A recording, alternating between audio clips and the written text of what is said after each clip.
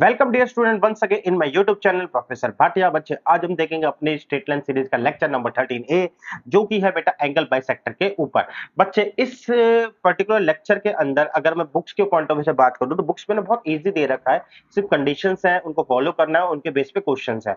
तो अगर कंडीशंस के बेस पे जाएं उनको फॉलो करना है तो बहुत ही आसान है ये कॉन्सेप्ट। बट अगर इसको समझने के पॉइंट ऑफ व्यू देखें तो इसके अंदर बहुत कुछ है। इसके अंदर एक एक डिटेलिंग जो है वो काफी काफी डेप्थ तक जाके करनी पड़ती है और काफी बड़े बड़े लॉजिक्स के साथ हमारी ये छोटी छोटी कंडीशंस ड्राइव होती है।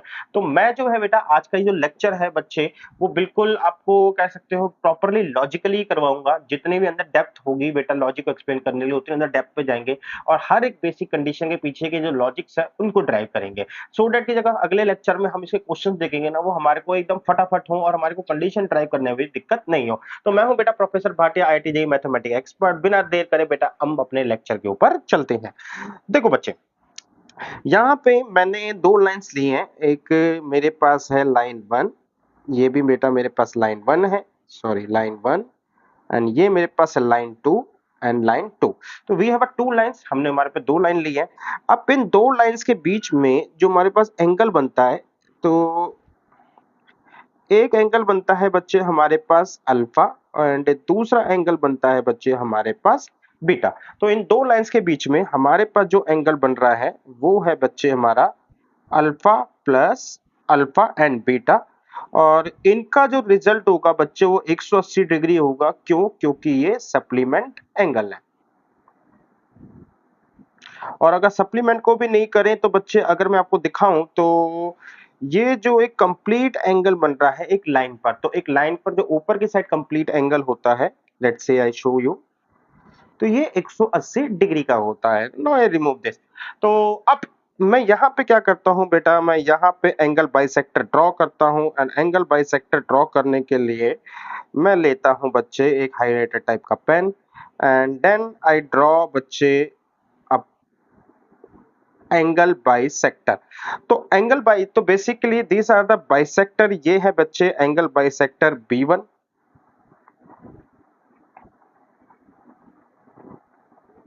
ये है एंगल बाइसेक्टर B1, ये भी है बेटा B1, ये है एंगल बाइसेक्टर B2 और ये भी है बेटा एंगल बाइसेक्टर B2।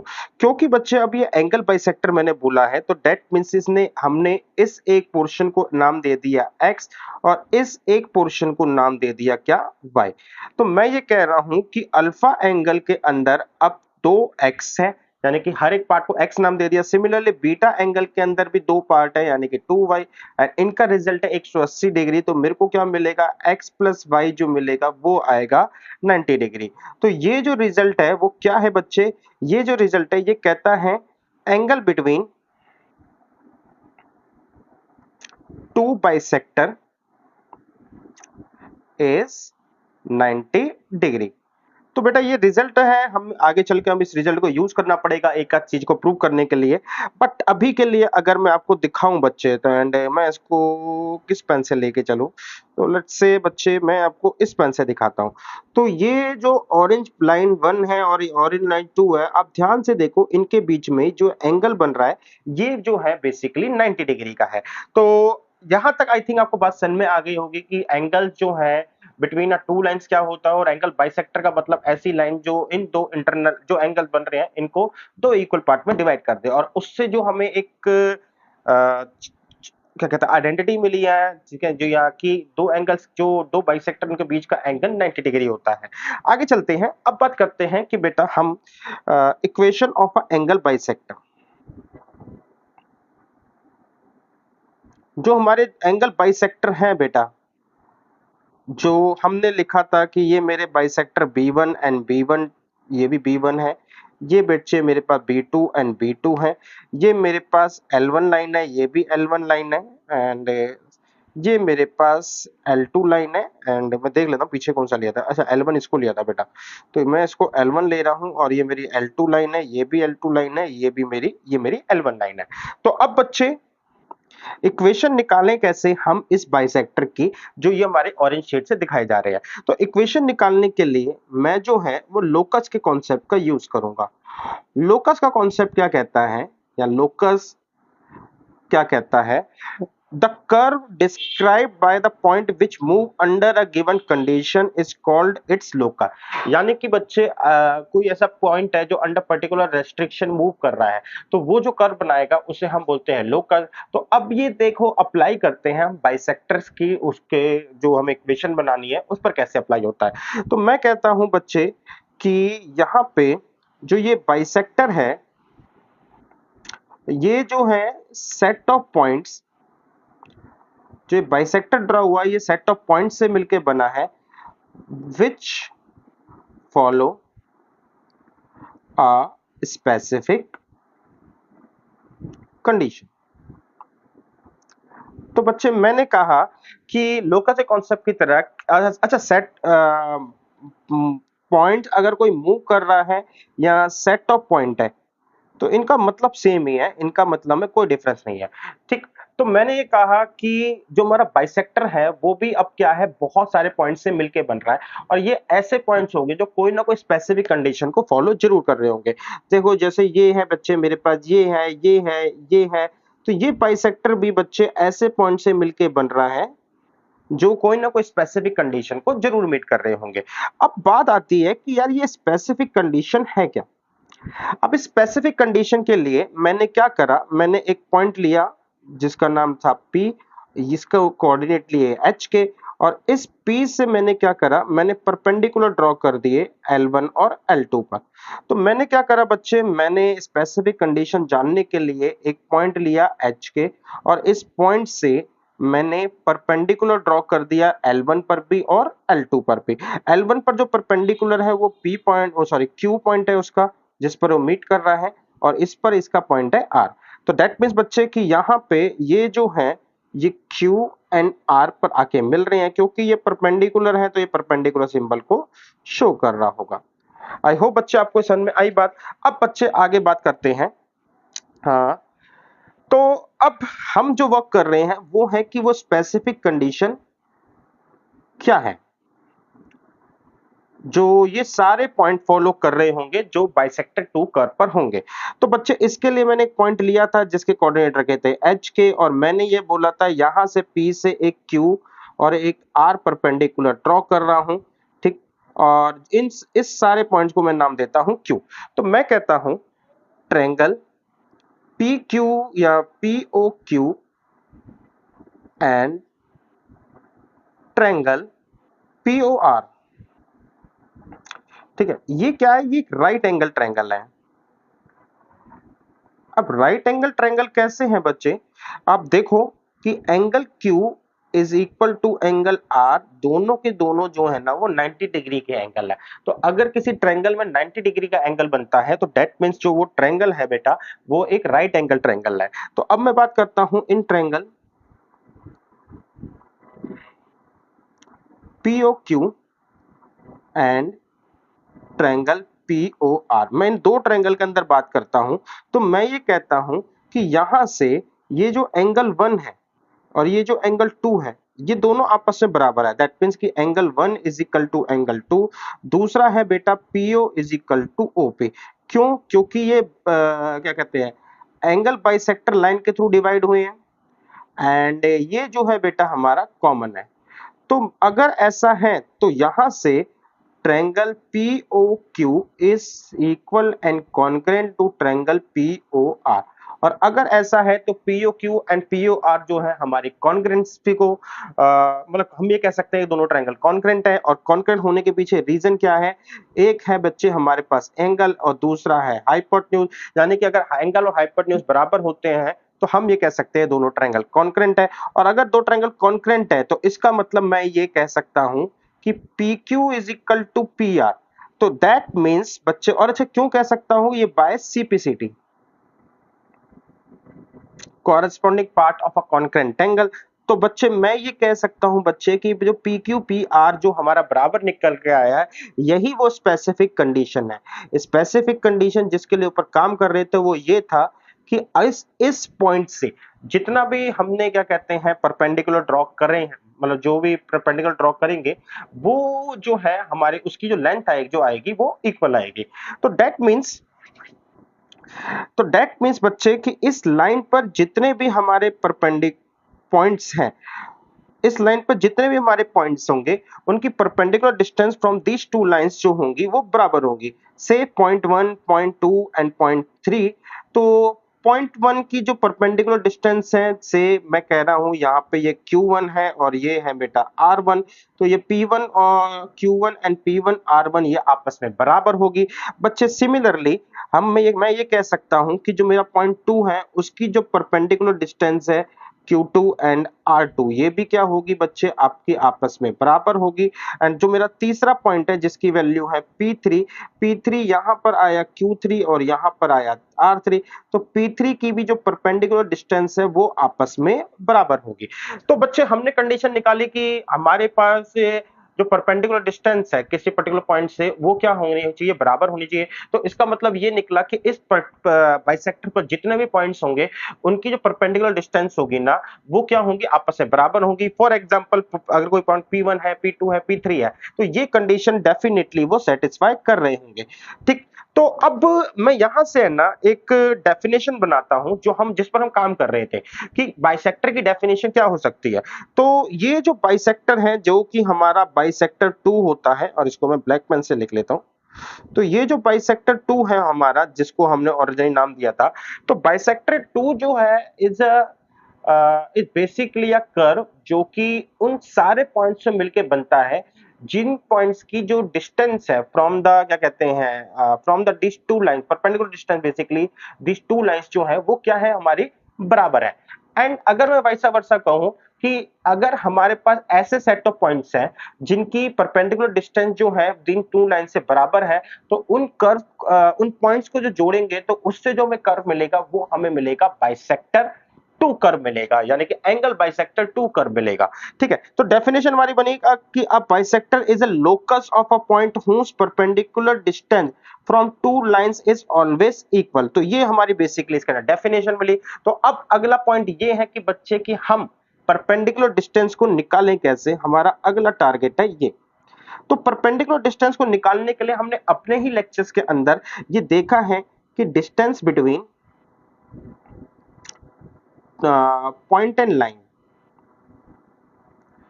तो पॉइंट एंड लाइन के बीच में जो डिस्टेंस होता है वो होता है ax1 प्लस में by1 प्लस c अपॉन में under root A square plus B square. तो बेसिकली जो डिस्टेंस होती है ये हमारी मॉड्यूलस डिस्टेंस होती है।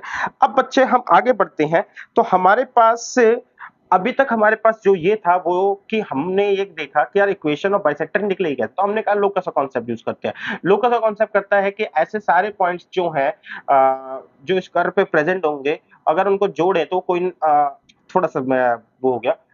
तो लोकस का कॉन्सेप्ट ये बोलता है कि set of point which follow a particular condition, ठीक है ना। तो अगर ऐसे पॉइंट्स जो है वो बाइसेक्टर 2 पर पाए जा रहे होंगे तो अगर उनको जोड़ दोगे तो आपका बाइसेक्टर बन जाएगा। तो क्वेश्चन ये आया कि कंडीशन क्या है, तो कंडीशन ये निकली कि उस कर्व पे जो हमारे बाइसेक्टर 2 है उस कर्व पे जितने भी पॉइंट्स हैं उनकी परपेंडिकुलर डिस्टेंस बराबर है। हमने कहा परपेंडिकुलर डिस्टेंस हम इस तरीके से निकाल सकते हैं। तो अब परपेंडिकुलर डिस्टेंस निकालते हैं। हमने कहा कि जो हमारा पॉइंट है लेट्स से ये पी एच के है, तो ये जो P है ये एच के है। तो हमने कहा कि हमारी जो डिस्टेंस आई है वो आई है a1h plus b1k plus c1 upon में बेटा under root a1 square b1 square is equal to a1 a2h plus b2k plus c2 upon में बच्चे अंडर रूट a2 का स्क्वायर प्लस b2 का स्क्वायर, और ये बच्चे हमारे पास आया मॉड्यूलस में। तो ये हमारे पास आया है रिजल्ट बच्चे। अब मैं ये कह सकता हूं कि अगर कोई हमारे पास इस बाइसेक्टर 2 कर्व पे पॉइंट है तो वो इस कंडीशन को फॉलो कर रहा होगा, न्यूमेरिकली इस कंडीशन को फॉलो कर रहा होगा। अब बच्चे कोई भी पॉइंट हमारे पास इस कर्व को फॉलो कर रहा होगा, सॉरी इस कंडीशन को फॉलो कर रहा होगा, तो दैट मींस कि अगर कोई पॉइंट P1 है जिसके कोऑर्डिनेट्स हैं h1 k1, तो वो भी बच्चे कोऑर्डिनेट्स जो हैं वो इस कंडीशन को फॉलो कर रहे होंगे। यानी कि बच्चे उनकी जो परपेंडिकुलर लेंथ है बेटा इन दो लाइन से वो क्या आ रही होगी, बराबर आ रही होगी। ठीक है, जो परपेंडिकुलर डिस्टेंस है यहाँ पे आया a2h1 प्लस में b2k1 प्लस c2 अपॉन में बच्चे यहाँ पे a2 का स्क्वायर प्लस b2 का स्क्वायर।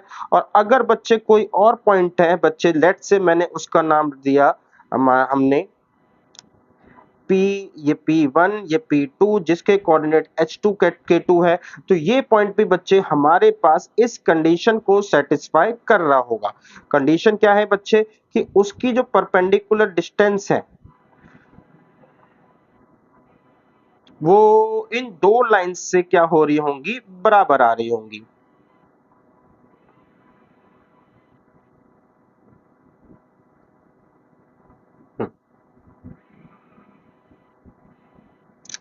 तो बच्चे अब मैं ये कह रहा हूं कि यहाँ पे हमारे जितने भी पॉइंट्स हैं, ठीक है ना, या इस कर्व पे जितने भी पॉइंट्स हैं वो सारे के सारे इस कंडीशन को सेटिस्फाई कर रहे होंगे। तो अब हमने लोकस के अंदर पढ़ा था कि इन सारे पॉइंट्स को दिखाने के लिए, ठीक है ना, कि ये जितने भी पॉइंट्स हैं इस कर्व पे बेसिकली पाए जाएंगे, उन सारे पॉइंट्स को दिखाने के लिए मैं एक पी पॉइंट ले लेता हूं जिसके कोऑर्डिनेट एक्स वाई ले लेता हूं।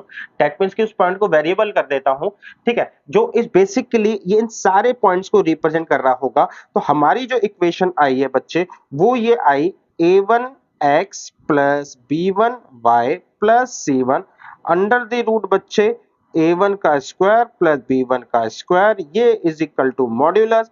एंड यहाँ पे आई बेटा a2x प्लस b2y, यहाँ पे इसको करते हैं rough, plus C2 under the root बच्चे हमने करा A2 का स्क्वायर प्लस B2 का स्क्वायर। तो ये हमारे पास रिजल्ट निकल के आया है बच्चे, और यही बच्चे हमारी एक तरीके से कहो equation of a bisector of angle है। तो थोड़ा सा एक लाइट रिवीजन जिससे आपको समझ में आए। हमने कहा कि एंगल बाइसेक्टर पढ़ा क्या होता है। अब एंगल बाइसेक्टर इक्वेशन निकालने के लिए हमने कहा हम लोकस कॉन्सेप्ट पे जाते हैं। लोकस कॉन्सेप्ट में पता चला कि बाइसेक्टर जो है ना वो ऐसे सेट ऑफ पॉइंट से मिलकर बना होगा जो कोई ना कोई स्पेसिफिक कंडीशन को मीट कर रहे होंगे, या फिर ऐसे सेट ऑफ पॉइंट जो किसी न किसी स्पेसिफिक कंडीशन को मिलकर मीट कर रहे हैं, उन लाइन को जोड़ दिया जाए तो वहां से मुझे बाइसेक्टर 2 की इक्वेशन निकल जाएगी। स्पेसिफिक कंडीशन बाद में पता चली कि जो लेंथ ऑफ परपेंडिकुलर है इस बाइसेक्टर में जितने भी पॉइंट्स है वहां से अगर हम लेंथ ऑफ परपेंडिकुलर ड्रॉ करें तो वो क्या होगा, इक्वल आएगा। तो ये कंडीशन से हमने एक डेफिनेशन बनाई कि जो बाइसेक्टर 2 है वो एक्चुअल में है क्या, ठीक है ना। बाइसेक्टर जो है ना वो basically locus of a point which follow whose perpendicular distance from these two lines is always equal। तो हमने कहा ठीक है, हमारे पास जो ये अब थ्योरेटिकल डेफिनेशन है इसको प्रैक्टिकल में कन्वर्ट करते हैं। तो हमने परपेंडिकुलर डिस्टेंस का फॉर्मूला लगाया जो कि distance between point and line होती है। हमने देखा कि इस अब फॉर्मूले के अंदर जो लगाया है एक पर्टिकुलर पॉइंट से, अगर दूसरा पॉइंट है वो भी हमारे को सेम फॉर्मूला लगाने पर सेम कंडीशन देगा, तीसरा पॉइंट है बेटा वो भी हमारे को सेम कंडीशन देगा। दैट मींस बच्चे की हमारे पास ये निकल के आया कि आप जैसे जैसे पॉइंट चेंज करोगे आपकी ये कंडीशन जो है हमारी बराबर आएगी, ठीक है। ये कंडीशन हमारी न्यूमेरिकली निकली। तो इस पॉइंट पर पाए जाने वाले जितने पॉइंट्स है point P, P1 P2 P3 P4, वो सारे के सारे बेटा इस कंडीशन को सेटिस्फाई करेंगे। अब बच्चे क्योंकि ये सारे पॉइंट्स जो हैं, ये जितने पॉइंट्स हैं उनको जो पॉइंट रिप्रेजेंट कर रहा है पी एक्स वाई कर रहा है, तो लास्ट में फाइनली मैंने यहाँ पे वैल्यू जो डाली वो डाली है x, यहाँ पर भी x और यहाँ पर मैंने वैल्यू डाल दी y। तो ये वैल्यू होगी बच्चे हमारी y, और इस तरीके से मुझे जो है इक्वेशन ऑफ बाइसेक्टर मिली। तो बेसिकली अगर मैं कहूं मेरे पास h और k में एक रिलेशन आ गया था, जब h और k में रिलेशन आ गया तो वही हमारे पास एक तरीके से इक्वेशन होती है। बस बच्चे अब बढ़ते हैं बेटा आगे। तो हमारे पास जो सिचुएशन आई वो ये है बेटा a1x plus b1y plus c1 under the root बेटा a1 का स्क्वायर एंड b1 का स्क्वायर, ये है मॉड्यूलर। और यहाँ पर भी बच्चे हमारे पास एक सिचुएशन आई है b2y plus c2 under the root बेटा a2 का स्क्वायर प्लस b2 का स्क्वायर। तो बच्चे अगर मेरे पास ये निकल के आता है क्या कहते हैं modulus A and modulus B, तो इसका क्या मतलब है कि अगर ए का मॉड्यूलस बी के मॉड्यूलस के बराबर है, तो देखो ए के पास हमारे पास दो वैल्यू होती है पॉजिटिव नेगेटिव। सिमिलरली मॉड्यूलस में बी की वैल्यू दो वैल्यू होंगी पॉजिटिव नेगेटिव। अगर ए पॉजिटिव है तो बी इसके साथ हो सकता है बी भी पॉजिटिव हो, अगर ए पॉजिटिव तो हो सकता है बेटा बी नेगेटिव हो, अगर ए नेगेटिव तो बी पॉजिटिव हो सकता है, अगर ए नेगेटिव तो बी नेगेटिव हो सकता है। अगर मैं इन दोनों को लेके बनाऊं तो मेरे पास सिचुएशन आएगी कि a is equal to minus B है, या minus A is equal to B है, जो कि ultimately a is equal to minus B देंगे। और अगर मैं इन दोनों की सिचुएशन से बनाऊं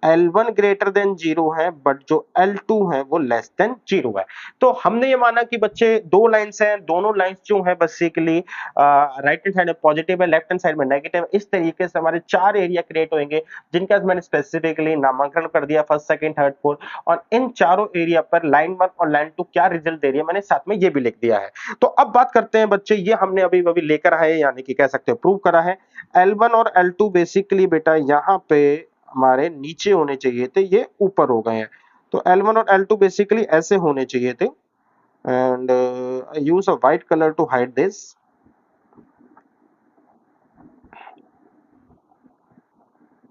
हम्म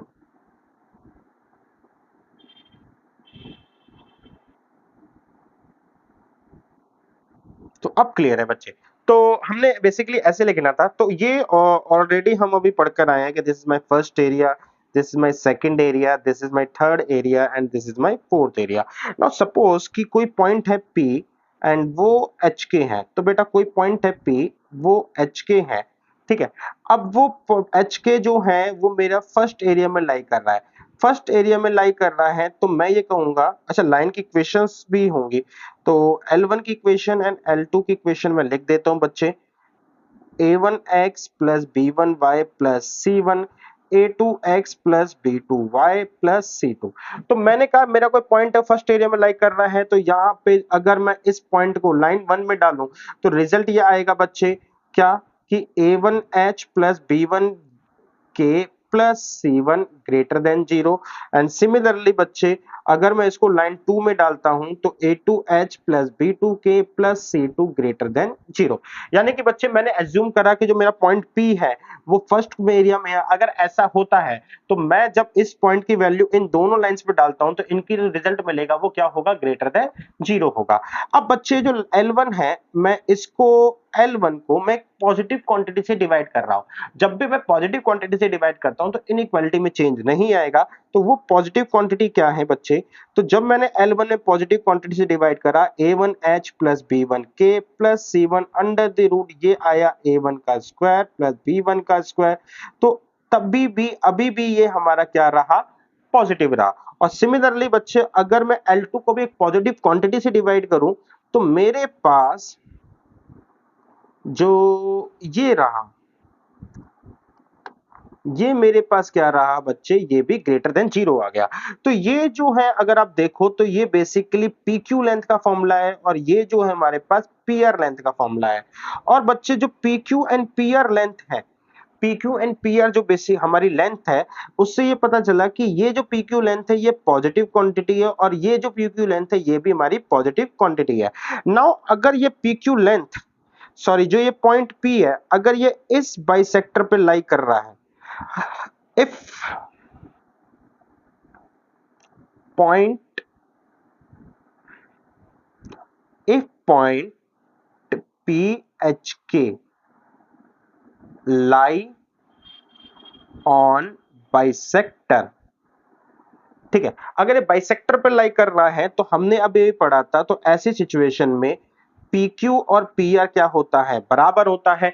अब ऊपर हमने निकाला कि PQ एंड PR हमारी पॉजिटिव क्वांटिटी है, तो इसका मतलब है कि अब ये दोनों जो सिचुएशंस हैं, यानी कि PQ की जो लेंथ है plus B1K plus C1 upon में A1 का स्क्वायर प्लस B1 का square is equal to A2H plus B2K plus C2 और अंडर द रूट A2 का स्क्वायर प्लस B2 का स्क्वायर। तो हमारे पास जो हम पॉजिटिव क्वांटिटी आए हैं तो आपस में हम इसको इक्वेट कर सकते हैं। जैसे हमने इक्वेट करा तो हम ये देख पा रहे हैं कि बच्चे यहाँ पे एक फॉर्मूला बना, ठीक है ना, या एक सिचुएशन आई जो बेसिकली एंगल बाइसेक्टर का फॉर्मूला है। तो ये मेरी सिचुएशन जो है ये एंगल बाइसेक्टर की है और एंगल बाइसेक्टर जो है ये with the sign of positive आया है। तो हमने ये बोला था बेटा, जिस चीज को ब्रीफ कर रहे थे कि हमारे पास दो एंगल बाइसेक्टर होगा, एक पॉजिटिव साइन के साथ आएगा एक नेगेटिव। तो ये वाला जो एंगल बाइसेक्टर है ये पॉजिटिव साइन के साथ आया है। अब बच्चे अगर मैं इसकी सिचुएशन की और ब्रीफिंग करूं तो अगर ये जो सेम चीज है ये वैलिड होती है बेटा अगर मेरा सेकंड क्वाड्रेंट में भी होता है।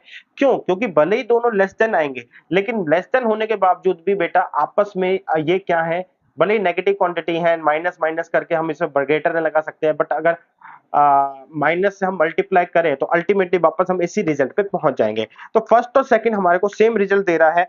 अब देखो बच्चे, अगर सपोज करो जो मेरा पॉइंट P है एच के, अगर वो मेरे पास थर्ड एरिया में आता है, तो ये थर्ड एरिया में गिरता है, तो मेरे को L1 पे होने के कारण L1 पर ये जो है हमारे को A1 H plus B1 K plus C1, ये जो है मेरे को नेगेटिव वैल्यू देगा, और L2 पर बच्चे मेरे को A2H plus B2K plus C2, यहां पर मुझे ये पॉजिटिव वैल्यू देगा। यानी कि बच्चे अगर इस मैं ये मान के चल रहा हूं पॉइंट थर्ड एरिया में और अपनी वही कंडीशन पर हूं, तो या इस पॉइंट को अगर मैं L1 और L2 पर डालूंगा तो जो मेरे को वैल्यू मिलेगी पॉजिटिव और नेगेटिव मिलेगी। अगेन अगर मैं इस वैल्यूज को पॉजिटिव क्वांटिटी से डिवाइड करता हूं तो मेरे पास बच्चे कोई भी इंपैक्ट नहीं पड़ेगा। ठीक है, तो quantity positive as it is रहेगी हमारे, यानी कि लेंथ जो है उस पर कोई फर्क नहीं पड़ेगा, यानी कि सॉरी सिंबल पे हमारे कोई फर्क नहीं पड़ेगा। अब ये जो है हमारे पास ये रिप्रेजेंट कर रहा है PQ लेंथ को, और ये जो फॉर्मूला है अगर आप ध्यान से देखो तो ये PR का फॉर्मूला है। अब बच्चे अगर ये जो पॉइंट है थर्ड, ये हमारे पास इस बाइसेक्टर 1 पर लाइक करता है, ठीक है। तो अच्छा पहले मैं बता दूं बच्चे कि जो PQ लेंथ है ये मेरे पास आई है, ये मेरी नेगेटिव क्वांटिटी है ये, ठीक है, एंड ये जो आई है ये मेरी पॉजिटिव क्वांटिटी आई है। तो अगर मैं ये बोल रहा हूं कि अब इफ पॉइंट H के लाई ऑन बाइसेक्टर, अगर ये पॉइंट बाइसेक्टर पे लाइक करता है तो हमारे पास बेटा क्या रिजल्ट देखने को मिलेगा। अगर ये पॉइंट बाइसेक्टर पे लाइक करता है तो हमारे को PQ और PR जो हमारी कंडीशन थी इस पॉइंट की बाइसेक्टर पे होने की, वो ये है कि ये दो लेंथ आपस में बराबर होंगी। बट बच्चे अगर मैं बात करूं, हमने ऊपर कैलकुलेट करा कि एक लेंथ पॉजिटिव है एक लेंथ नेगेटिव है, और नीचे कह रहा हूं दोनों लेंथ बराबर है, तो ये तो हो नहीं सकता। तो ये कब पॉसिबल है बच्चे, ये तभी पॉसिबल है जब हम एक लेंथ को नेगेटिव से बराबर कर दे, यानी कि A1H plus B1K plus C1, ठीक है, अपॉन में बच्चे मेरे पास आया A1 का स्क्वायर प्लस B1 का स्क्वायर, यहाँ पे आया A2H plus B2K plus C2, upon में आया under the root A2 square plus B2 square. तो मैंने कहा एक पॉजिटिव है एक नेगेटिव है, इनको बराबर करने के लिए किसी भी एक लेंथ को नेगेटिव से मल्टीप्लाई कर देता हूं, और ऐसा करते ही हमें जो है एक तरीके से पर वो उसकी क्या कहते हैं बच्चे इक्वेशन मिल गई परपेंडिकुलर बाइसेक्टर की। तो यहां से बच्चे मैंने आपको फर्दर ये प्रूव करके दिखाया कि किस तरीके से हमने कुछ एजम्पशंस मानी, तो हमें ये पता चला कि एक बाइसेक्टर हमारा पॉजिटिव होता है और एक बाइसेक्टर हमारा नेगेटिव साइन के साथ होता है। क्यों होता है, इनके पीछे का रीजन भी हमने डिस्कस करा। तो यहां तक की बातों को समझने के बाद बच्चे अब हम इस फैक्ट को समराइज करें तो हमारे पास ये फैक्ट निकल के क्या आया है कि if position on a point on any bisector is such that it generate a same sign value from, अच्छा ये यहां पे बताना भूल गया मैं कि अगर ये पॉइंट थर्ड के साथ साथ एरिया फोर्थ एरिया में भी होता तो भी मेरे को सेम ही रिजल्ट मिलता, क्योंकि इस एरिया में भी एक पॉजिटिव और एक नेगेटिव है। ठीक है, फोर्थ एरिया कौन सा है हमारा, ये रहा। तो अब मैं आगे बढ़ता हूं कि जो फैक्ट हमने पढ़ा उसको समराइज करते हैं। If position of a point on any bisector is such that it generate the same sign value from L1 and L2 then the bisector have a positive sign. अभी हमने पढ़ के आए बेटा कि हमने एक पॉइंट लिया, इस पॉइंट पर अगर मेरे को लाइन 1 और लाइन 2 पॉजिटिव वैल्यू दे रहे हैं, तो यहां से जो वेक्टर सॉरी बाइसेक्टर निकल के आया था वो हमारा पॉजिटिव बाइसेक्टर था। और अगर L1 और L2 अपोजिट साइन वैल्यू दे रहे हैं तो हमारा जो बाइसेक्टर निकल के आता है नेगेटिव था। तो यही बात हमने यहाँ पे लिखी है कि अगर हमारे पॉइंट पे कि जो भी लाइंस है हमें पॉजिटिव वैल्यू देती है तो हमारे को जो बाइसेक्टर मिलता है वो पॉजिटिव मिलेगा। और अगर मैं इसको वाइसा वर्सा में बोलूं तो वो ये बनेगा कि अगर कोई बाइसेक्टर पॉजिटिव बाइसेक्टर है तो वहां पे पॉइंट्स की वैल्यू जो है, ठीक है ना, जो लाइंस के थ्रू डलेंगी, अगर उसको लाइन पे डालूंगा तो वो दोनों क्या होंगी, पॉजिटिव होंगे। ठीक है, तो if any point generate a same sign value then this point must be on a positive bisector. ये बात हमने वाइसा वर्सा में पढ़ी। तो अब बच्चे हमने जितना भी डिटेल पढ़ा तो फिलहाल हम इसको एक क्वेश्चन से अटेम्प्ट करते हैं। यहाँ पे मैं यहाँ पे दो लाइंस है, इन दो लाइंस का मेरे को बोलता है कि आप इन दो लाइंस का perpendicular sorry angle bisector find करो। तो हमने बहुत सिंपल सी डेफिनेशन बोली थी कि हमने कहा था कि जो पॉइंट P है एच के हैं हम उसके थ्रू जाते हैं, तो ये आ जाएगा h माइनस के प्लस 2। इस पॉइंट की वैल्यू ये रही, हम फॉर्मूला लगा रहे हैं distance formula ax1 plus B y1 plus C upon में बेटा under root A square plus B square. तो हमारे पास जो इक्वेशन निकल के आई h minus K plus 2 upon में बेटा 2x, ये आई 2h प्लस के माइनस 6, ये हमारे बराबर है बच्चे, ठीक है ना। बराबर में हम मॉड्यूलस नहीं लगाएंगे बेटा क्योंकि हमें पता चल गया है इसका मतलब पॉजिटिव नेगेटिव ही है। तो मेरे पास आया 2h प्लस में k माइनस 6 अपॉन में 2h प्लस, ओहो मैंने तो गलत लिख दिया, कोई नहीं बेटा। तो हमारे पास आया h माइनस के अब प्लस 2 अपॉन में अंडर रूट 1 का स्क्वायर प्लस में माइनस 1 का square is equal to 2h plus K minus 6 under the root, मेरे पास आ गया ये 2 का स्क्वायर प्लस 1 का स्क्वायर प्लस माइनस। क्योंकि बेटा मैंने ये बोला था कि यहाँ पे जितने भी पॉइंट्स होंगे वो इस कंडीशन को सेटिस्फाई कर रहे होंगे और उन सारे पॉइंट्स को मैं एक वेरिएबल पॉइंट के थ्रू दिखाता हूँ x एंड y।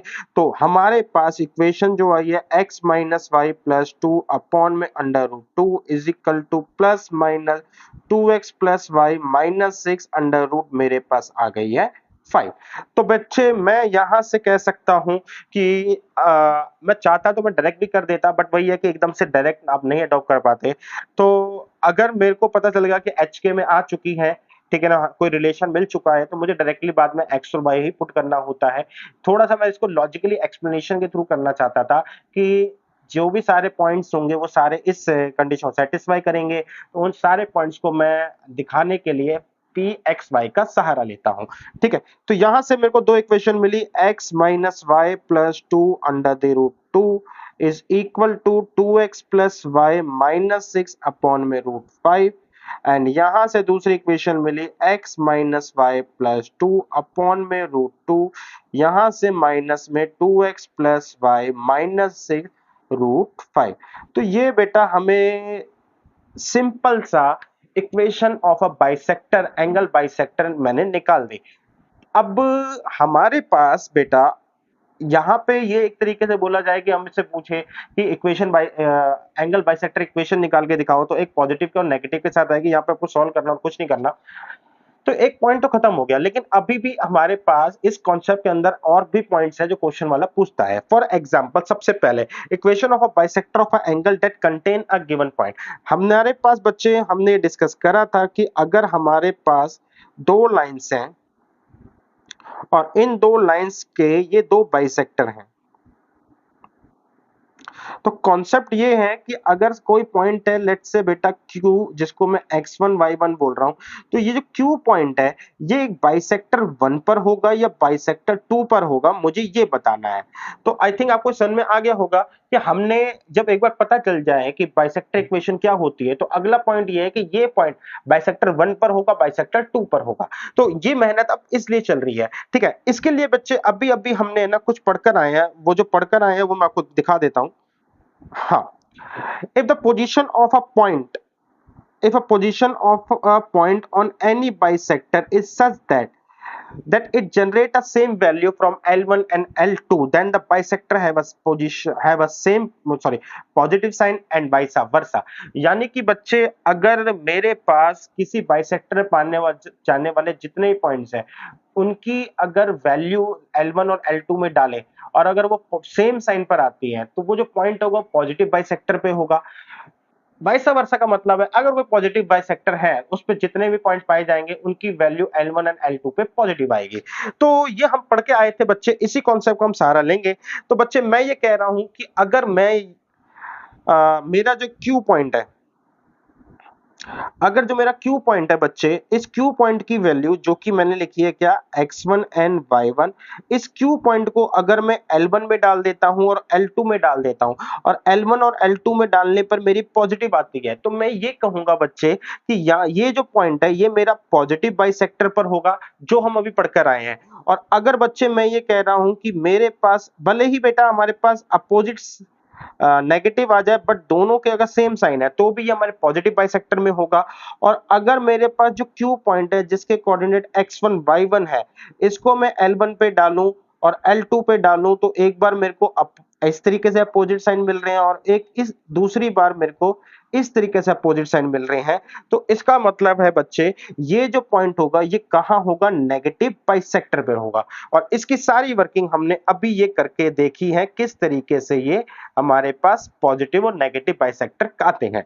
ठीक है, तो जो हमने पढ़ा उसको हम अगर समराइज करें तो हमारे पास ये रहा बच्चे कि हमारे पास अगर दो लाइंस की इक्वेशंस हैं L1 और L2, इस L1 और L2 लाइन की इक्वेशंस को लिए मैंने एक पॉइंट लिया बेटा Q जो है x1 y1, और इस पॉइंट Q की वैल्यू मैंने लाइन 1 में भी डाली और लाइन 2 में भी डाली। तो लाइन 1 और लाइन 2 में डालने पर हमारे कुछ ऐसी सिचुएशन बनेगी, अगर ये दोनों मेरे को सेम साइन जनरेट करते हैं तो ये जो पॉइंट होगा हमारा कौन से बाइसेक्टर पर होगा, पॉजिटिव एंगल बाइसेक्टर पर होगा। अगर अपोजिट साइन जनरेट करते हैं तो ये मेरा नेगेटिव एंगल बाइसेक्टर पर होगा। तो बच्चे बस इतना सा ही काम करना है। तो हमें क्या करना है, सबसे पहले लेट्स से मैंने एक पॉइंट लिया Q, मैंने कहा ये 10 और 20 है। अब इस 10 20 को मैं L1 में डालता हूं तो L1 में डालने पर मेरे पास क्या आता है, 10 माइनस 20 प्लस 2, दैट मीन्स कि बच्चे जो रिजल्ट मिला वो है बच्चे मेरे पास माइनस का 8 यानी कि नेगेटिव। और अगर इसी पॉइंट को मैं L2 पे डालता हूं तो 2 10 प्लस 20 माइनस 6, तो अल्टीमेटली 40 माइनस 6 यानी कि 34, दैट मीन्स ग्रेटर देन 0। तो अगर आप ध्यान से देखो तो ये जो है बेटा अपोजिट साइन को फॉलो कर रहे हैं। तो Q पॉइंट जो है अगर मैंने लाइन 1 और लाइन 2 पे डाला, इसके साइन अपोजिट आ रहे हैं, दैट मींस कि बच्चे ये जो Q पॉइंट है वो जिस बाइसेक्टर में प्रेजेंट होगा वो मेरा नेगेटिव एंगल बाइसेक्टर होगा, मतलब सॉरी नेगेटिव साइन के साथ होगा। तो जो बाइसेक्टर आएगा हमारा इसके लिए वो ये होगा x minus Y plus 2 under the root 2 is equal to 2x plus Y minus 6 upon में बेटा रूट 5, और यहां पर जो बाइसेक्टर आएगा वो नेगेटिव साइन के साथ होगा। इन शॉर्ट ये जो पॉइंट होगा वो नेगेटिव एंगल बाइसेक्टर पर होगा। ठीक है, तो आई होप बच्चे आपको क्लियर हुआ। तो दो बाइसेक्टर होते हैं, एक होता है पॉजिटिव साइन के साथ, एक होता है नेगेटिव साइन के साथ। ये पॉइंट जो है नेगेटिव बाइसेक्टर पॉइंट के साथ होगा। बस इतना ही। अब चलते हैं बेटा equation of a bisector of angle that contain the origin. बच्चे अभी तक हम एक ने क्या करा था, हमने एक पॉइंट लिया था जिसको नाम दिया था Q और इसके कोऑर्डिनेट लिए थे x1 और y1।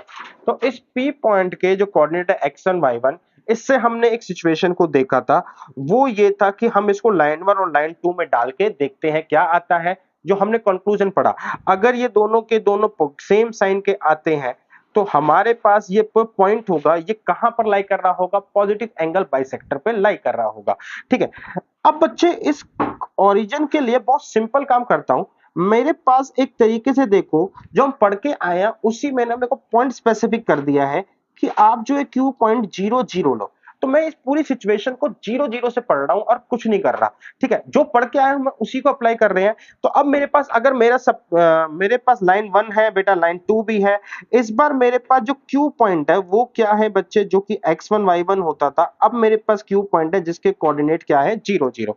तो अगर देखो तो मेरे पास यहाँ पे वैल्यू आई 0, b1 0, तो मेरे को यहाँ पे मिल गया c1, और यहां से बच्चे इसकी वैल्यू भी 0 हो जाएगी, इसकी वैल्यू भी, तो यहां से मेरे को मिल गया c2। तो अगर मैं से बोला जा रहा है कि सेम साइन, ऐसे रिजल्ट आने का सेम साइन है, तो सेम साइन का मतलब है कि यहां पे c1 अगर ग्रेटर देन 0 आ जाता है, यहाँ पे C1 अगर ग्रेटर देन 0 आता है एंड C2 भी ग्रेटर देन 0 आता है, और यहाँ पे बच्चे C1 less than 0 and C2 less than 0 आता है, क्योंकि बच्चे हमारे पास जैसे ही 0 0 डालेंगे हमारे पास कुछ बचा ही नहीं। तो अगर हम ऐसी सिचुएशन को मतलब हम अब कह सकते हैं कि हमारे पास C ही आएगा। तो अगर C जो है हमारा ग्रेटर देन 0 है या लेस देन 0 है, सेम साइन है, अपोजिट साइन है, तो हमारे पास अगर C के सेम साइन है तो वो कहां लाई करेगा, हमारे पॉजिटिव एंगल बाइसेक्टर पे। और अगर हमारे पास सी के अपोजिट साइन आ जाते हैं तो हमारा वो कहां लाई करेगा, नेगेटिव एंगल बाइसेक्टर पे। अब यहां से मैं ये कह रहा हूं कि जब हम ओरिजिन पे थ्रू देख रहे हैं तो हमने पॉइंट लिया 0 0, और 0 0 रखते ही हमारे पास पता चला कि a1 x और b1 y की वैल्यू सीधा सीधा 0 हो गई। तो हमारे पास जो पॉइंट मिला वो तो हो गया, अब सिर्फ और सिर्फ c बचा हमारे पास। तो rather than calculating the whole, हम क्यों ना बच्चे सिर्फ C1 और C2 के कंपैरिजन कर ले। तो देखो अब हमारे पास ये सिचुएशन आई कि अगर A1x plus B1y plus C1 and A2x plus B2y plus C2, ये हमारे पास लाइन की इक्वेशन आती है। तो मैं कुछ नहीं करूंगा, मैं सिर्फ ये देखूंगा कि इस लाइन का C1 और इस लाइन का C2 क्या ये सेम साइन के साथ आ रहे हैं, या फिर इस लाइन का C1 और इस लाइन का C2 मेरे को अपोजिट साइन के साथ आ रहे हैं। अगर सेम साइन के साथ आ रहे हैं तो बेटा ये हमारे पॉजिटिव वाले बाइसेक्टर पर होगा। अगर ये अपोजिट साइन के साथ आ रहा है तो मेरे को ये नेगेटिव बाइसेक्टर पर होगा। तो कंक्लूजन ये निकला कि हमें ना पॉइंट डालने की जरूरत नहीं है, ठीक है। अगर ओरिजिन आ रहा है तो हम डायरेक्टली सी ही कंपेयर कर लेते हैं, यानी कि कांस्टेंट की वैल्यू कंपेयर कर लेते हैं। कांस्टेंट अगर पॉजिटिव है तो ठीक है बेटा, पॉजिटिव बाइसेक्टर पे होगा, दोनों ही कांस्टेंट पॉजिटिव होने चाहिए। अगर अपोजिट साइन के ऊपर अपोजिट साइन है तो नेगेटिव एंगल बाइसेक्टर पर होगा, ठीक। तो अभी तक जो हमने निकाला, जो हमने पढ़ा, उसका कंक्लूजन यहां पे मैंने लिख दिया। If C1 and C2 having same sign and opposite sign, इसको भी एक छोटा और करके चल सकते हैं। क्यों ना मैं हर बार अपनी इक्वेशन के अंदर कुछ ऐसे चेंजेस करूं, ठीक है ना, कि मेरे को C1 और C2 हमेशा मैं पॉजिटिव लूं, तो मैं दो दो याद करने की जरूरत ही नहीं रहेगी। अगर C1 C2 पॉजिटिव है तो हमारा जो एंगल बाइसेक्टर होगा वो भी पॉजिटिव होगा। तो अब ये कैसे होगा? फॉर एग्जांपल जैसे मैं ये कह रहा हूं 5x प्लस में 10y प्लस 20, तो यहां पे मैं कहूं तो ये जो c है ना, ये अगर इस c को देखो ये पॉजिटिव ही है, ग्रेटर देन 0 है। सपोज कर लो मेरे पास इक्वेशन आ जाए 5x माइनस 10y माइनस 20। अब इस c को पॉजिटिव बनाना है is equal to 0 is equal to 0। तो इसको कैसे पॉजिटिव बनाऊंगा? मैं इसको माइनस से मल्टीप्लाई कर दूंगा। मैंने माइनस से मल्टीप्लाई करा तो ये आएगा minus 5x plus 10y plus मेरे पास 20 इज इक्वल टू 0। तो अब मेरे पास एक इक्वेशन ये रही जिसमें c पॉजिटिव है, ऑलरेडी मुझे इसमें कुछ नहीं करना पड़ा। इस इक्वेशन के अंदर भी c पॉजिटिव आ गया, ये रहा। तो मेरे पास अब c पॉजिटिव आ ही गया है, तो मेरे को पता है कि अब ये जो पॉइंट है, ये जो ओरिजिन है, ये पॉजिटिव वाले एंगल बाइसेक्टर पर ही होगा। तो हमने अपनी सिचुएशन को आसान से आसान बनाते चले गए। हमने कहा हमारे पास पॉइंट 0 0 है तो सीधा कांस्टेंट कंपैरिजन करो। कांस्टेंट कंपैरिजन कर रहे हो तो एक काम करो, आप है ना उससे भी छोटा आ जाओ। आप हर बार कांस्टेंट पॉजिटिव बनाओ, और जैसे ही कांस्टेंट पॉजिटिव बनेगा हमारा ये क्या हो जाएगा, पॉजिटिव जो पॉइंट है ओरिजिन, अब पॉजिटिव एंगल बाइसेक्टर पे होगा। लेकिन बच्चे इस बार जो लाइन की इक्वेशन है ना वो मेरी अब चेंज हो चुकी है, क्योंकि माइनस से मैंने मल्टीप्लाई कर दिया है। देखो क्वेश्चन देखते हैं इसके ऊपर। तो मेरे पास है x1 y1 और ये, तो अगर इस इक्वेशन को देखूं तो जो C1 है वो मेरे पास क्या आ रहा है, ग्रेटर देन 0। लेकिन अगर मैं इस इक्वेशन को देखूं तो मेरा जो C है नेगेटिव आ रहा है, तो इसको पॉजिटिव करने के लिए मैंने माइनस से मल्टीप्लाई कर दिया। एंड अब मैं यहाँ पे मेरे पास इक्वेशन जो मिली है, तो यहाँ पर देखो कि जो आपके पास C2 आ रहा है वो भी पॉजिटिव है, क्योंकि मैंने C1 और C2 को दोनों को पॉजिटिव कर दिया है। इसका मतलब अब मैं इन इक्वेशन को यूज करूंगा, ये दो इक्वेशन, ये मेरी लाइन 1 हो जाएगी, ये मेरी लाइन 2 हो जाएगी। और हमारे पास क्योंकि सी दोनों पॉजिटिव है तो ये मेरा जिस बाइसेक्टर पर होगा, वो जिस एंगल बाइसेक्टर पर होगा वो पॉजिटिव साइन के साथ आएगा। तो हमारे पास इक्वेशन बनी x minus Y plus 2 under the root 1 का स्क्वायर प्लस में 1 का square is equal to with the sign of a positive, ठीक है। मेरे पास आया minus 2x minus Y plus 6 upon में बच्चे मेरे पास आया माइनस 2 का स्क्वायर प्लस में माइनस 1 का स्क्वायर। तो यहां से मेरे को एंगल बाइसेक्टर की इक्वेशन आ गई, ठीक है। कॉन्सेप्ट को हम बहुत ज्यादा आसान बनाते चले गए। आई होप बच्चे आपको ये बात समझ में आ गई होगी। अब बच्चे यहां से थोड़ा सा मैं अब आपको इंफॉर्मेशन और देता हूं। यहां से बच्चे हमारे पास हमने जो डिस्कस करा था वो ये था कि हमारे पास दो एंगल बाइसेक्टर होते हैं, ठीक है ना। एक पॉजिटिव साइन के साथ आता है और एक नेगेटिव साइन के साथ आता है, तो जैसा कि हमने मॉडल केस के अंदर करा था। अब बच्चे दो पॉजिटिव बाइसेक्टर मतलब दो बाइसेक्टर होते हैं डेफिनेटली, ठीक है। एक पॉजिटिव साइन के साथ आता है, एक नेगेटिव साइन के साथ आता है। लेकिन बच्चे अगर मैं ये कहूं इन दो लाइंस के बीच में बनने वाला एंगल एक बार अल्फा है और एक है बीटा बीटा, और अगर ये 90 डिग्री नहीं है तो अल्फा और बीटा हमारे पास 180 डिग्री दे रहे हैं। तो इसका मतलब है या तो अल्फा एक्यूट होगा एंड अल्फा एक्यूट है तो बीटा मेरे पास क्या है, ऑब्ट्यूस, और अगर मेरे पास अल्फा ऑब्ट्यूस है तो बीटा क्या होगा मेरे पास, एक्यूट। यानी कि बच्चे दो एंगल बनते हैं अल्फा एंड बीटा, वो क्या होते हैं, हमारे एक्यूट एंड ऑब्ट्यूस एंगल होते हैं।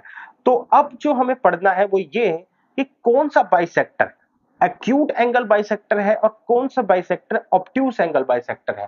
तो एक्यूट एंगल बाइसेक्टर बच्चे जो है हमारे पास, ये कौन सा बाइसेक्टर होगा, आइदर इज B1 और B2, ये चीज को पढ़ना है। और इसको पढ़ने के लिए हमारे पास 3 डिफरेंट मेथड है। ठीक है, आइए डिस्कस करते हैं। Method to find the acute and obtuse angle bisector. पहला जो मेथड है बेटा वो है स्लोप फॉर्म कह सकते हैं। क्यों कहते हैं, क्योंकि यहाँ पे ना हम जो लाइन के और क्या कहते हैं, बेसिकली स्लोप के कॉन्सेप्ट को यूज करके ही हम यहाँ पे आइडेंटिफाई करते हैं कि कौन सा बाइसेक्टर जो है हमारा यहाँ पे एक्यूट एंगल बाइसेक्टर है, कौन सा ऑब्ट्यूस एंगल बाइसेक्टर है। इसके लिए बच्चे सबसे पहले मैंने कहा ये मेरी लाइन 1 है, ये भी मेरी लाइन, सॉरी ये मेरी लाइन 2 है, ये मेरी लाइन 1 है, ये मेरी लाइन 2 है, ये मेरा बाइसेक्टर 1 है, ये भी मेरा बाइसेक्टर 2 है, ये मेरा बाइसेक्टर 1 है और ये मेरा बाइसेक्टर 2 है। मेरे पास लाइन की इक्वेशन बेटा थी मेरे पास, ठीक है ना। और अब मैं ये बेटा, क्योंकि मैं ये बताने के काम कर रहा हूं कि कौन सा एंगल, जो कौन सा बाइसेक्टर एक्यूट एंड ऑब्ट्यूस है, तो मैं ये मान के चल रहा हूं कि मैंने ना बाइसेक्टर इक्वेशन निकाल ली। तो ये जो थी जैसे a1x प्लस में b1y plus c1 is equal to 0, ये आई थी a2x plus b2y plus C2 is equal to 0।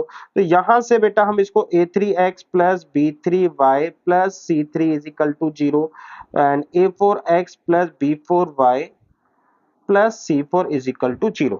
तो basically L1 and L2 B1 and B2,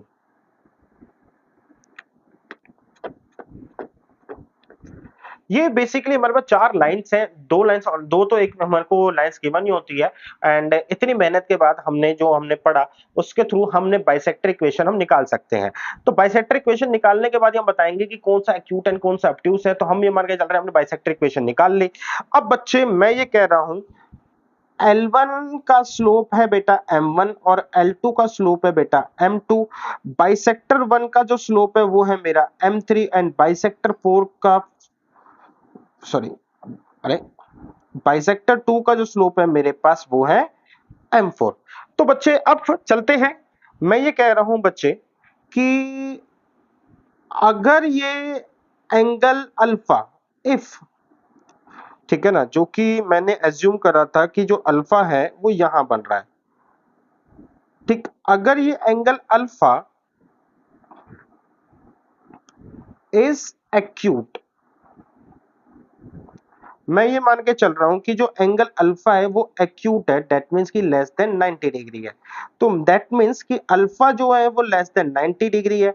अगर अल्फा लेस देन 90 डिग्री है तो जो अल्फा बाय 2 बनेगा, ये जो अल्फा बाय 2 बनेगा बेटा, अगर मैं इसको 2 से डिवाइड कर दूं तो मेरे पास 45 डिग्री आएगा। और अगर इसकी 10 की वैल्यू देखता हूं तो ये मेरे पास जो है वो क्या आएगा, 1 आएगा। तो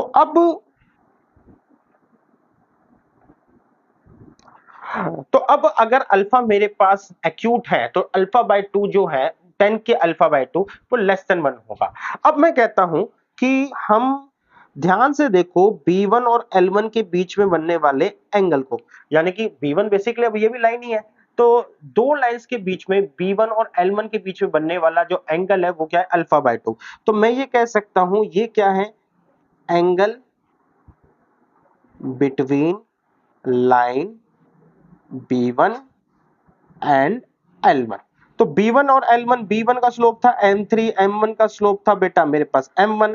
तो मैं ये कह सकता हूं ये कैसे, ये वैल्यू कैसे आएगी, M3 माइनस में M1 अपॉन में 1 प्लस M1 इंटू में M3, आगे पीछे कर लिया कोई दिक्कत नहीं है क्योंकि मॉड्यूलस लगाना होता है। और रिजल्ट आया मेरे पास लेस देन 1। तो लेस देन 1। तो यहां से मेरे को ये बात समझ में आई कि अगर मैं एक लाइन और एक बाइसेक्टर के स्लोप को उठा के कैलकुलेट करूं और उसकी वैल्यू अगर लेस देन 1 आती है तो वो जो बाइसेक्टर होगा वो क्या होगा, मेरा एक्यूट एंगल बाइसेक्टर होगा। आइए इसको ऑब्ट्यूस की तरीके से समझते हैं कि अब की बार बच्चे मेरे पास जो एंगल बना है दैट मींस कि जो अल्फा बाय 2 बना एंगल बना है, ये अल्फा बाय 2, यानी कि इस बार मैं कह रहा हूं कि अगर अल्फा ग्रेटर देन 90 डिग्री है तो अल्फा बाय 2 ग्रेटर देन होगा 45 degree, that mean 10 alpha by 2 greater than होगा 1। और अभी अभी हम पढ़ के आए हैं कि जो 10 अल्फा है ये बेसिकली बाइसेक्टर 1 और लाइन 1 के बीच में बनने वाला एंगल है। इसका स्लोप है m1 और इसका स्लोप है m3। तो यानी कि m1 माइनस में m3 अपॉन में 1 माइनस प्लस m1 इनटू में m3, और दोनों का मॉड्यूलस आगे पीछे लगे तो कोई फर्क नहीं क्योंकि मॉड्यूलस सिंबल लगा हुआ है, और इसकी वैल्यू क्या आई है, ग्रेटर देन 1 आई है। तो पीछे क्या था, अगर मेरे पास अल्फा एक्यूट एंगल था यानी कि लेस देन 90 डिग्री था, तो मैंने कहा था कि हमारे पास जो लाइन और बाइसेक्टर के बीच में जो एंगल बनेगा वो क्या होगा, जो एंगल मतलब जो उनकी वैल्यू आएगी वो लेस देन 1 आएगी।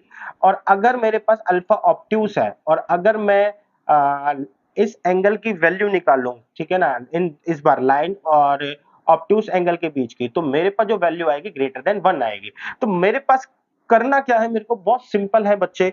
हमारे पास सबसे पहले इक्वेशन ऑफ बाइसेक्टर निकालो। जैसे ही मेरे को बाइसेक्टर इक्वेशन निकल जाए तो मुझे कुछ नहीं करना, मेरे को अगला काम है जो स्टेप है, मेरे को दोनों लाइंस के और बाइसेक्टर के स्लोप निकालने हैं एंड उनके बीच में एंगल बिटवीन लाइंस जो है वो फॉर्मूला लगाना है किसी भी एक लाइन किसी भी एक बाइसेक्टर के, और उस रिजल्ट को 1 से कंपेयर करना है। अगर रिजल्ट बेटा जो हमने स्टेप 3 में लिया 1 से ज्यादा आ गया तो इसका मतलब बाइसेक्टर एंड ऑब्ट्यूस एंगल जो है, ठीक है ना, it means bisector using above is a obtuse angle bisector. हाँ, तो यानी कि जो एंगल बना है वो जो बाइसेक्टर है वो बेसिकली ऑब्ट्यूस एंगल बाइसेक्टर है।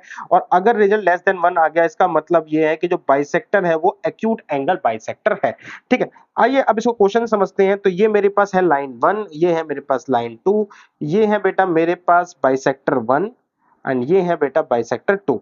तो मेरे पास इसका स्लोप आ गया बच्चे -4/3, इसका स्लोप आ गया 5/12, इसका स्लोप आ गया बच्चे मेरे पास -27/99, और B2 का स्लोप आ गया बेटा 77/21। तो थोड़ा सा हम यहाँ पर आते हैं। मैंने कहा M1 जो है मेरे पास क्या आ गया -4/3, M2 क्या आ गया बच्चे, M2 को मैं नीचे लिख देता हूँ 5/12, M3 क्या आ गया एंड M4 क्या आ गया। M3 M4 को सॉल्व करते हैं बच्चे तो ये क्या कहते हैं 9 से चला जाएगा, 9 तिया 27 -3/11। M4 आ जाएगा 7 से जाएगा तो 7 11 सत्ते 77 एंड 7 से 11 3 और 7 तिया 21। तो ये मेरे पास M1 M2 M3 M4 मतलब हमें मिल गए हैं। ठीक है, मतलब मैंने आपको बता दिया कि किसको हमने M1 M2 मानना है और किसको M3 M4 मानना है। तो मैं क्या कर रहा हूँ, मैं लाइन 1 और बाइसेक्टर 1 को यूज कर रहा हूँ। ठीक है, तो मैंने कहा एंगल देख रहा हूँ, ठीक है, एंगल की जो वैल्यूज आएगी बेसिकली उसकी between L1 line 1 and bisector 1 के बीच में। तो मैंने कहा ठीक है, तो इसको हम रिप्रेजेंट करते हैं 10 अल्फा बाय 2 से, बट जरूरत नहीं है क्योंकि मेरे को सीधा 1 से ही कंपेयर करना है। तो ये जो फॉर्मूला होता है बच्चे हमारे पास है M1 माइनस में M3 1 प्लस में M1 इनटू में M3। तो मैं इसमें आगे वैल्यू डालता हूँ। M1 की वैल्यू है -4/3, M3 की वैल्यू आई है मेरे पास -3/11 एंड यहाँ पे है बच्चे अपॉन में 1 प्लस M1 की वैल्यू है -4/3 इनटू में -3/11 मॉड्यूलस आएगा। ठीक है, तो 11 तिया 33, 33 से आएगा -44 एंड माइनस में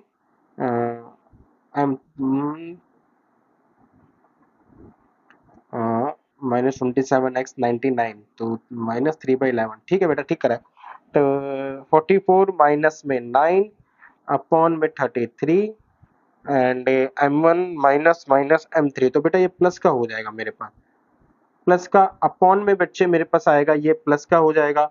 तो 33 एंड 12 45 अपॉन में बेटा 33, ये मॉड्यूलस आएगा जिसमें से बच्चे ये दोनों आपस में कट जाएंगे।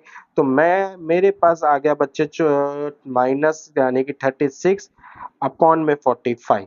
ठीक है, मॉड्यूलस को हमने एडजस्ट कर दिया तो 36 45 आ गया, और इसकी वैल्यू आप ध्यान से देखो लेस देन 1 आएगी। तो हमने क्या पढ़ा था, अगर किसी भी लाइन और बाइसेक्टर को हम यूज करके एंगल निकाल रहे हैं, इनके बीच का एंगल और वो उसकी एंगल की वैल्यू बेसिकली, और उसकी वैल्यू अगर लेस देन 1 आ जाती है तो ये जो बाइसेक्टर 1 है ये कैसा है बेटा, एक्यूट एंगल बाइसेक्टर है। ठीक है, चलिए रिजल्ट को थोड़ा सा एनालाइज करते हैं। रिजल्ट के अकॉर्डिंग हमने कहा कि यार अगर मैं ये बोल रहा हूं कि ये लाइन 1 है और ये लाइन 2 है, ये क्या है बच्चे, बाइसेक्टर 1 है और ये है बाइसेक्टर 2। तो बाइसेक्टर 1 के बीच में मैंने कहा लाइन 1 और बाइसेक्टर 1 के बीच में जो एंगल बन रहा है वो बेसिकली क्या है, एक्यूट, यानी कि इनके बीच में जो एंगल बना है वो एक्यूट बना है।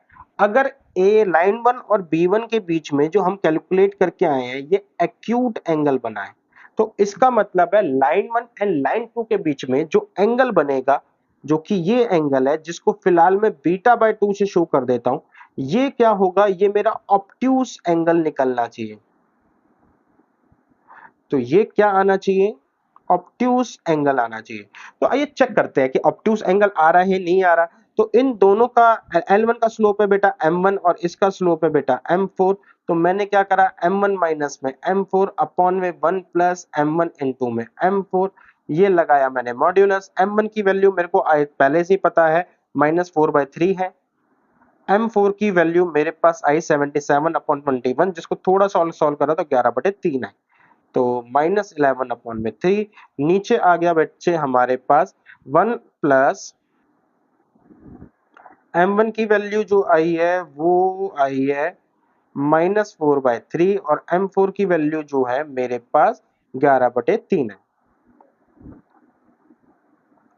तो देखो जब मैं इसको सॉल्व करूं बच्चे तो मेरे पास आ जाएगा माइनस में 15/3, ठीक है, अपॉन में बच्चे 1, नीचे आ जाएगा बच्चे मेरे पास -44 अपॉन में 9।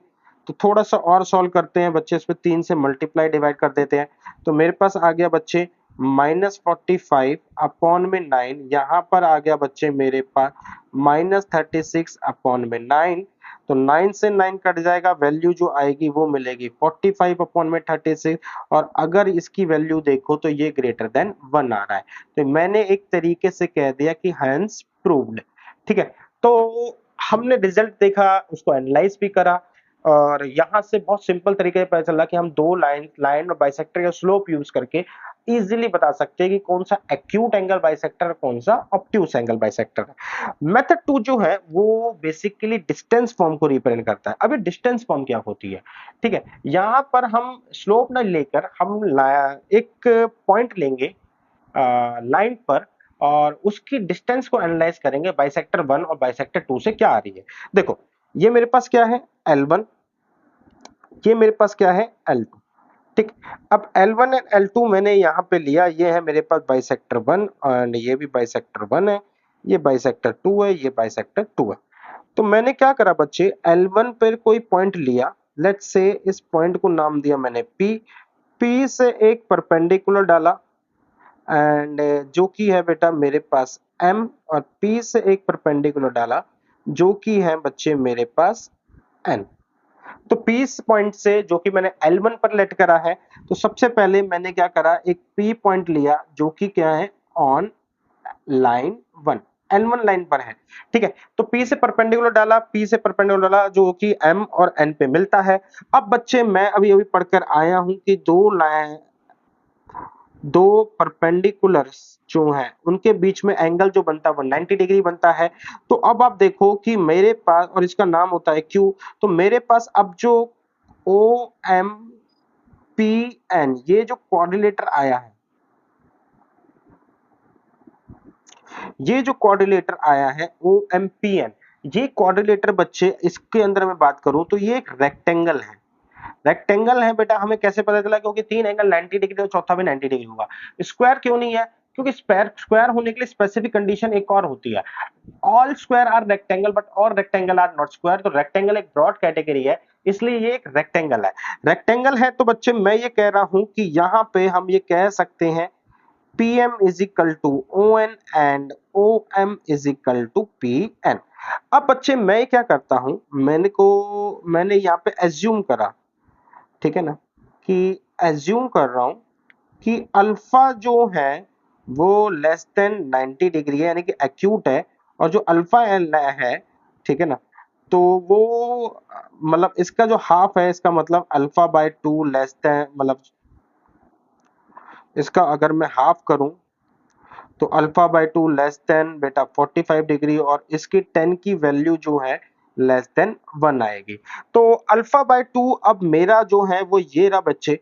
तो मैं क्या करता हूं, मैं इस डायग्राम को लेके आता हूं इस पर।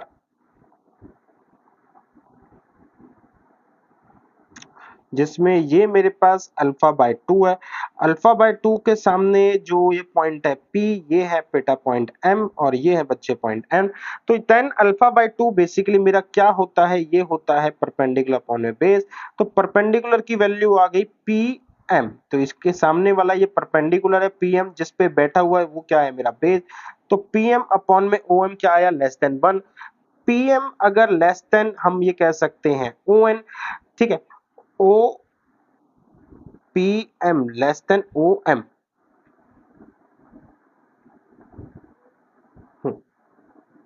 PM जो है वो मेरा क्या आ गया, लेस देन OM आ गया। ठीक है, तो OM की वैल्यू हमने यहाँ पे अभी देखी कि PN होती है, तो that means PN less than क्या आ गया, PN। और PN एंड PM क्या है, बेसिकली PM और PN जो है वो मेरे लेंथ ऑफ परपेंडिकुलर है, जो कि मैंने L1 से ड्रॉ करे हैं B1 bisector and B2 bisector पे। ठीक है, तो PM एंड PN ये जो है ये मेरे पास length of perpendicular from L1 to bisector 1 and bisector 2 है।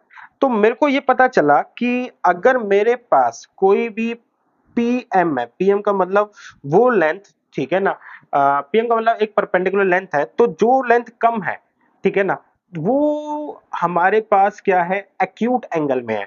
तो देखो P से मैंने M पे ड्रॉ करा, M पे जो M ड्रॉ करा वो बाइसेक्टर 1 पे करा। अब बाइसेक्टर 1 जो है मेरे पास क्या है, वो बाइसेक्टर 1 जो है हमारे पास वो बेसिकली एक्यूट एंगल बाइसेक्टर है।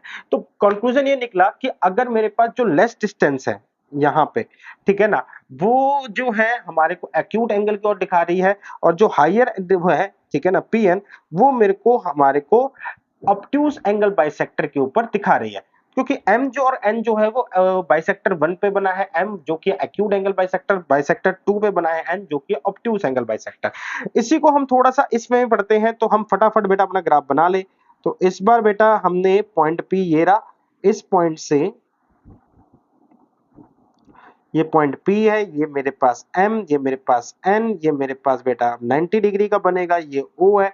तो बच्चे यहाँ पे अब की बार जो ये अल्फा बाय 2 एंगल है, ठीक है ना, तो मैं ये कह रहा हूं कि अल्फा बाय 2 इस बार मेरे पास 90 डिग्री बना है। If alpha is greater than 90 degree, वही डिवाइड करके, तो दैट मीन्स बच्चे 10 अल्फा बाय 2 जो है वो ग्रेटर देन हो जाएगा, सॉरी, ये अल्फा बाय 2 से डिवाइड करा है तो 45 आ गया। ठीक है, तो 10 अल्फा बाय 2 जो है 10 45 degree, 10 alpha by 2 greater than जो है वो 1 आ जाएगा। तो 10 अल्फा बाय 2 बेसिकली मैं ये कह रहा हूं कि वही होता है परपेंडिकुलर अपॉन में बेस ग्रेटर देन 1। तो परपेंडिकुलर क्या, अल्फा बाय 2 के सामने वाली साइड जो होगी वो परपेंडिकुलर होगी, दैट मींस PM अपॉन में बच्चे बेस क्या हो जाएगा, OM, तो ग्रेटर देन 1, तो that means PM greater than इस पर आया OM। PM greater than OM है, ठीक है, तो OM जो है इस बार मेरे पास इक्वल है किसके, PN के। तो मेरी ये कंडीशन निकल के आई। तो इस कंडीशन के हिसाब से जो मेरा M पॉइंट है वो मेरा किस पे है, बाइसेक्टर 1 पर है M पॉइंट, और इस M पॉइंट की लेंथ जो है PM की वो ज्यादा है। तो अगर मैं इनको बहुत शॉर्ट में कवर करूं, तो जिस साइड लेस देन का सिंबल है, जिस साइड लेस देन का सिंबल है वो एक्यूट है, गल बाइसेक्टर, खत्म काम। ठीक है, क्यों, क्योंकि ये जो पॉइंट है वो मेरा लाइन से ज्यादा पास है, और लाइन से तभी पास होगा क्योंकि वो जब वो एक्यूट होगा, दैट मींस कि वो लाइन जो ऊपर पतली होगी, यानी कि कुछ इस तरीके की शेप बना रही होगी। तो ये एक छोटा सा कंक्लूजन है। तो हमें करना कैसे है, सबसे पहले बाइसेक्टर इक्वेशन निकालो। अब कोई भी पॉइंट हम निकालेंगे L1 पर, ठीक है, वही एक्स वाई जैसे वैल्यू हम रख के करते हैं। जैसे ही हमारे पॉइंट की वैल्यू L1 पर आ जाए, हम क्या करेंगे बेटा, डिस्टेंस निकालेंगे उस पॉइंट P की बाइसेक्टर 1 से, जिसको हमने M नाम देंगे, और बाइसेक्टर 2 से, जिसको हम M नाम देंगे। ठीक है, और इस दो जो वैल्यूज आई है उन दो डिस्टेंस के उनको कंपेयर करेंगे। कंपेयर करके अगर सपोज कर लो मेरे को पता चल रहा है कि PM छोटा है, ठीक है ना, M जो है बाइसेक्टर 1 पर है, यानी कि PM छोटा है, जिसका मतलब जो है, जो then the bisector containing the M point M वो क्या होगा, एक्यूट होगा। और अगर पीएम बड़ा है तो जो एम कंटेन कर रहा होगा वो ऑब्ट्यूस होगा। कंक्लूजन बहुत सिंपल है, bisector whose distance is lesser from the point P is acute angle bisector. बहुत सिंपल कंक्लूजन है, ठीक है। हिंदी में लिखा हुआ है पी पॉइंट के जो सबसे पास होगा वो एक्यूट होगा, ये हिंदी में लिखा हुआ है। तो it's the crux line, P point के सबसे पास जो पॉइंट है या जो सबसे पास है बाइसेक्टर, वो हमारे पास क्या है, वो एक्यूट होगा। बहुत सिंपल सी बात। तो हमने क्या करना है बेटा, हमने हमने हमने हमने बेटा यहाँ पे जैसे 4x plus 3y plus 5 is equal to 0, इस लाइन को लिया, इस पे कोई भी पॉइंट निकाला। तो पॉइंट मैं ऐसे लूंगा कि जो मेरे को आगे फर्दर डालने में दिक्कत नहीं हो, ठीक है। तो हमने कहा यार x और y की वैल्यू लेते हैं। देखो पहले अगर मैं इनमें से किसी को भी जीरो बनाऊं ना तो मेरे को कोई रिजल्ट मिलने वाला नहीं है। एंड रिजल्ट क्यों नहीं मिलेगा बेटा, क्योंकि वो डिवाइड में चले जाएंगे, कॉम्प्लेक्स कैलकुलेशन पे चले जाएंगे। तो x की वैल्यू 1 रखता हूं तो 5 4 9 y की वैल्यू आ जाएगी -3। आई थिंक ये ठीक है, 5 4 9 एंड y की वैल्यू -3। तो जो मेरे को पॉइंट मिला है वो है 1 n -3। इस 1 n -3 से जो कि किस पर है, L1 पर है, इससे मैं इस बाइसेक्टर पे निकालूंगा जिसको मैं m देता हूं, और इसको मैं इस बाइसेक्टर से करूंगा जो कि n है। तो इसको मैंने बाइसेक्टर 1 बोला, इसको मैंने बाइसेक्टर 2 बोला। रैंडमली आप किसी कोई बाइसेक्टर को नाम दे दो, इससे कोई मतलब नहीं है। अब मैं इस पॉइंट की जो है डिस्टेंस देख रहा हूं तो वो आएगी 27 1 प्लस में 99 -3 प्लस 70 अंडर द रूट बेटा, ये जो है 27 का स्क्वायर एंड प्लस 99 का स्क्वायर, और ये तो बहुत भारी पड़ गया, एंड मॉड्यूलस। तो एंड इसी तरीके से बच्चे यहाँ पर आएगा 77 1 -21, नीचे आ गया बेटा -3, एंड ये आया +60, और नीचे आ गया बच्चे मेरे पास 77 का स्क्वायर एंड प्लस में -21 का स्क्वायर। तो वैल्यूज बहुत ज्यादा बड़ी है इसलिए थोड़ा सा अजीब हो गया।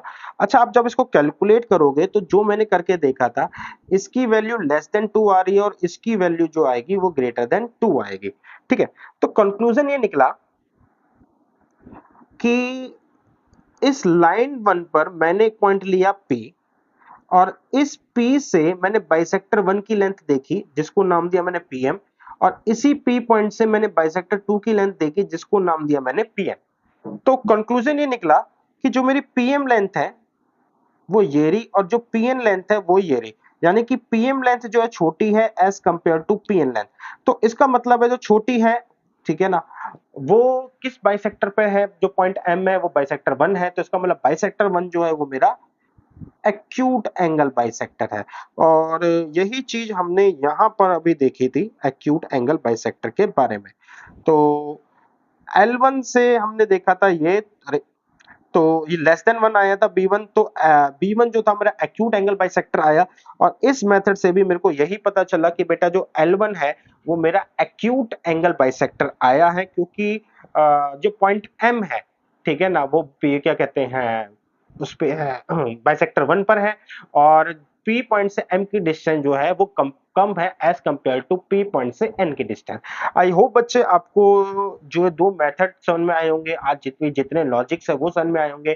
फिलहाल क्लास लंबी हो गई है तो मैं मेथड थर्ड को अगली क्लास में शिफ्ट कर रहा हूँ। अगली क्लास में मेथड थर्ड को देखेंगे, एंड देन जो हमने पढ़ा उसको समराइज करेंगे। बहुत सिंपल है बेटा समराइज करने के बाद, और देखेंगे कि क्वेश्चन किस तरीके से अटेंड हो सकते हैं। तो बहुत ही जल्द मिलेंगे लेक्चर नंबर 13B में। फिलहाल बेटा इस क्लास में इतना है।